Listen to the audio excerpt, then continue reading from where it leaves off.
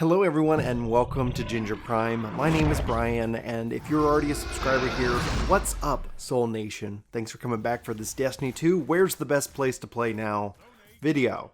Today we're actually really going to talk about that. We're going to talk about the question that I'm often asked, and when I answer, the follow-up tends to be, really?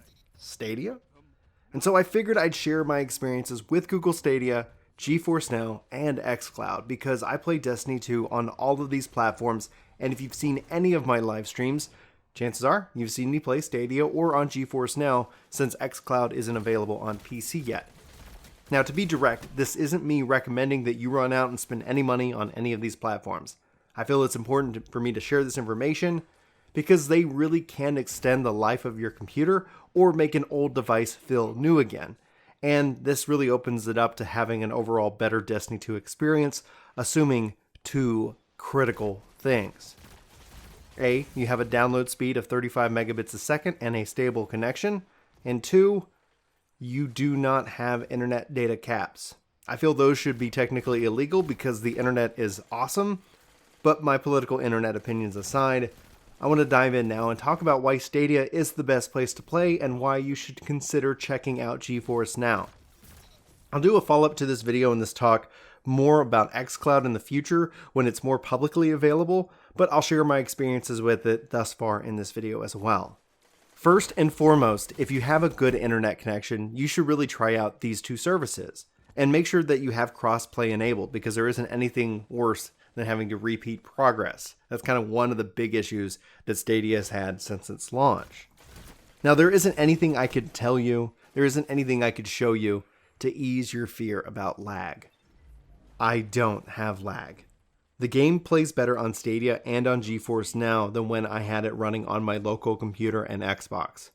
It feels way more responsive, but there are no amount of words that I can say that will convince you until you feel it for yourself. That's why, since you can actually sign up for both services for free, this is me saying maybe check it out and see for yourself if you have lag, because honestly, you might have it. Some of my friends do, and that lag makes cloud gaming unbearable. And if you're like me, and lag-free, you'll find that Stadia is the fastest place to play, and that's for anything, PvP and PvE. You're actually able to load into the content, the zone, whatever you're doing so fast that it makes PC versions feel slow, and it honestly makes going back to play on a console unbearable. Now, obviously, this is recorded before the PS5 and Xbox Series X hit the market, and so we'll be updating you guys when we get our hands on both of those to let you know how it plays on the new consoles. I'm very excited about it. I think for those of you who don't have the internet connection to handle cloud gaming, you're going to have your minds blown when it comes down to these little services. Just that simple fact of loading will make gaming even better for you. Now, another reason why these three platforms excel is that you don't have to worry about game updates. I haven't actually updated Destiny 2 this year, and this is because I don't have Destiny 2 installed anymore. Technically, I have it installed on my Xbox, but if I was going to play on Xbox, I actually would use Xcloud to play with my Xbox friends, over booting up an Xbox and updating the game. And this is even though with an Xbox X, One X, it's still faster on Xcloud. It doesn't compare to right now PC and Stadia because still Xcloud is dictated by the Xbox version, so I'm very excited to see what comes down the pipe later this year and this platform coming to PC. I'm very excited to see about it. I can't wait to update you guys on it more. Anyway, Stadia is also not without its limitations.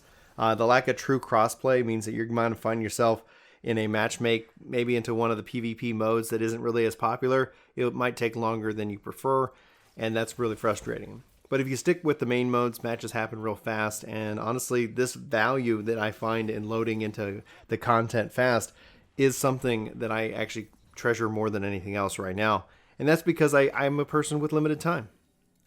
If I can load into the game and save 5 minutes on every time I load in, if I can load into the game and get an extra match in, that's just progress, that's just fun that I'm having, and I'm not sitting here worried about just loading screens and updates. Anytime I run into a game where I have to hit an update right now, it often means, just based off my schedule, that I'm going to have to go play something else or somewhere else. And so that's kind of where Stadia and GeForce Now have been so critical into my gaming enjoyment. Anything that's been added into these games, into these services, has only added value into my life because it's returned time to me, time to game, And for me, that's important because gaming is a big part of my life.